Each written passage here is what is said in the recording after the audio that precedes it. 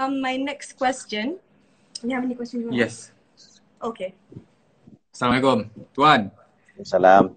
So now, kalau perasan, fellow Malaysians sangat memberi respon in social media, tak kisah what platform, Instagram, Twitter, di Facebook, sampai IDF punya official account respond to it. Awak perasan ke benda tu?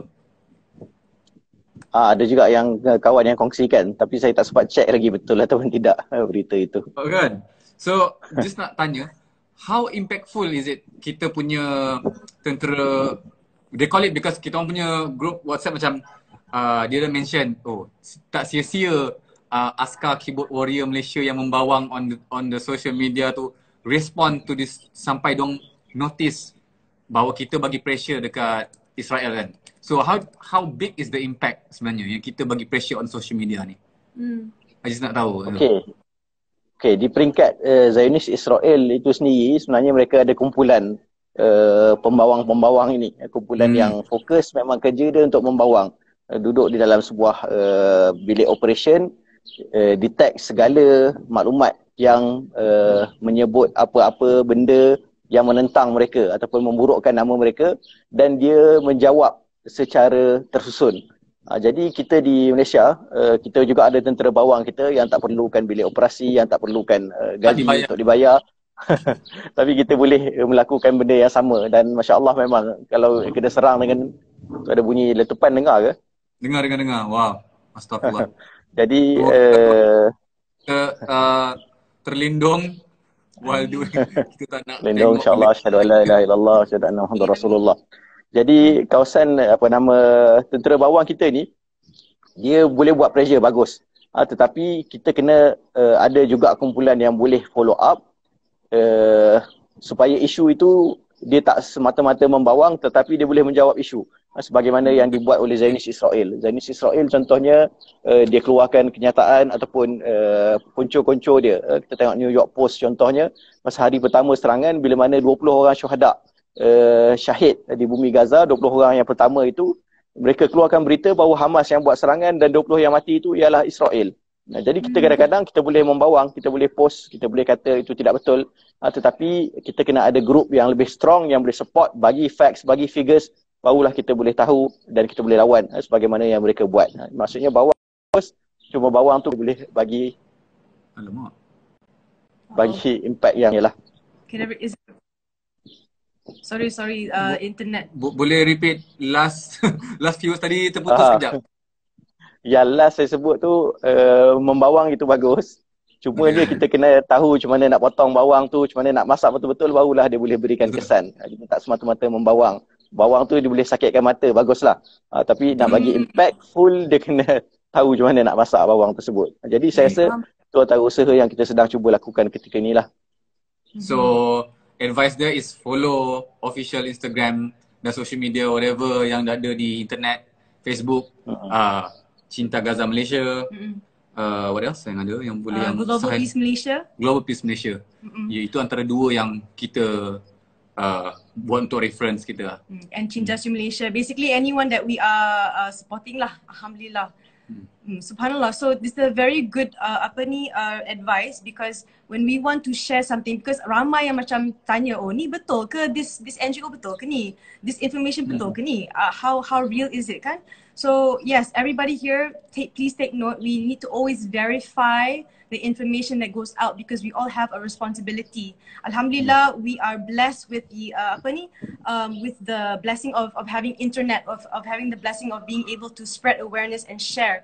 And this is what we can do. So my next question is, Brother Nadir, is to basically advise us in Malaysia. Sekarang ni kita macam, in Ramadan, this is happening to Gaza. Ya Allah, it's like, I feel it's like the worst thing.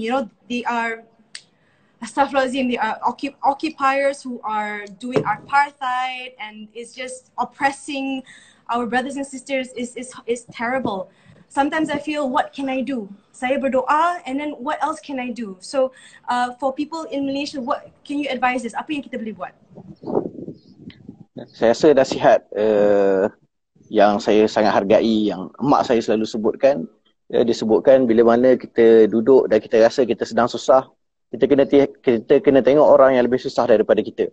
Sebab bila kita tengok orang yang lebih susah daripada kita akan tahu bahawa sebenarnya kita berada di dalam nikmat. Kita berada di dalam kesenangan. Dan sesusah-susah kita, pasti kita akan jumpa orang yang lebih susah daripada kita. Contohnya kita sebutkan tentang PKP.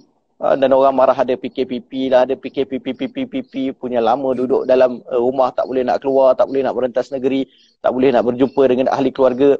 Cuba kalau kita jadi orang yang faham tentang isu contohnya, maka kita akan tengok orang-orang Gaza telah berada di dalam PKP yang P-nya tak berpenghujung sejak daripada tahun 2006. Duduk dalam kepungan, tidak boleh berjumpa dengan ahli keluarga yang ada di luar daripada Gaza, tidak boleh menghantar anak-anak keluar untuk mendapatkan rawatan.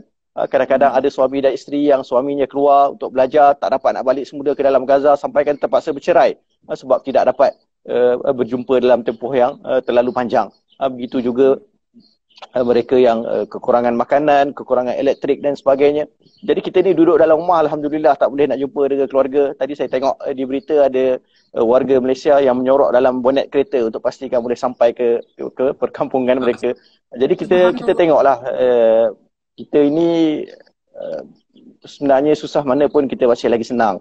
Kita masih lagi boleh bercakap dengan ahli keluarga kita. Kita masih lagi boleh hantar duit raya, boleh hantar kuih raya. Dan dah habis PKP nanti kita akan dapat jumpa balik dengan keluarga kita. Tetapi mereka pada hari ini bukan sahaja berada dalam PKP, kita tengok wajah anak-anak yang kehilangan ibu bapa dia. Jadi Ramadan ataupun hari raya untuk mereka adalah hari raya yang penuh dengan kesakitan, hari raya yang penuh dengan kehilangan. Dan kita pasti setiap hari ataupun setiap kali datangnya hari raya, maka mereka akan ingat peristiwa yang sama. Macam mana dia nak sambut hari raya pada tahun harapan contohnya, dia terkenang, oh hari raya pada tahun lepas ayah aku mati. Bersama-sama dengan ada seorang budak yang kita jumpa semalam, yang saya tak pasti Miss Nina dengan Bro Noh tengok ataupun tidak, dan rakan-rakan netizen tengok ataupun tidak. Ada sebuah video yang viral berkenaan dengan seorang budak pakai baju warna biru.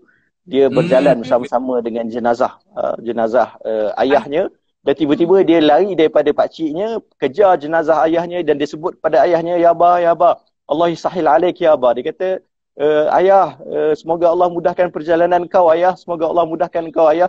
Dan video tu sangat memberikan kesan kepada saya. Sampaikan semalam saya minta untuk tim berhubung dengan pihak Kementerian Kebajikan, dan kita cari budak tu ada di mana. Dan kita pergi ziarah budak tersebut. Semalam kita dah jumpa dengan budak tu. Dan insya-Allah kita dah janjikan kepada dia, adik belajarlah betul-betul, jangan takut. Walaupun ayah dah kehilangan bersama-sama dengan abang sulung, tapi kami masih ada lagi untuk adik. Kami boleh bagi kepada adik apa yang adik nak, masa depan, pendidikan, tapi kehilangan ayah itu kami tidak boleh nak gantikan. Tapi tolonglah, tolong bersabar. Dan kita nampak masya-Allah budak itu sangat-sangat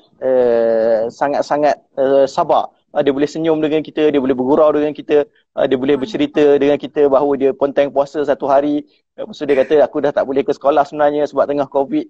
Jadi bila kita tengok benda tu, kita tanya balik, kita pelik. Kita datang ni sebenarnya untuk pujuk dia, tapi kita tengok dia punya semangat tu luar biasa, berbeza dengan kita. Lalu kita tanyakan sebabnya, disebutkan ayah dia memang seorang, inilah mungkin pertama kali kita sebut kat sini, dan sebabnya maklumat ni maklumat am. Jadi kita bukan maklumat am sangatlah, tapi ramai je orang yang tahu. Jadi kita boleh sebutkan ayah dia ni ialah komander dalam Brigade Izzuddin Al-Qassam.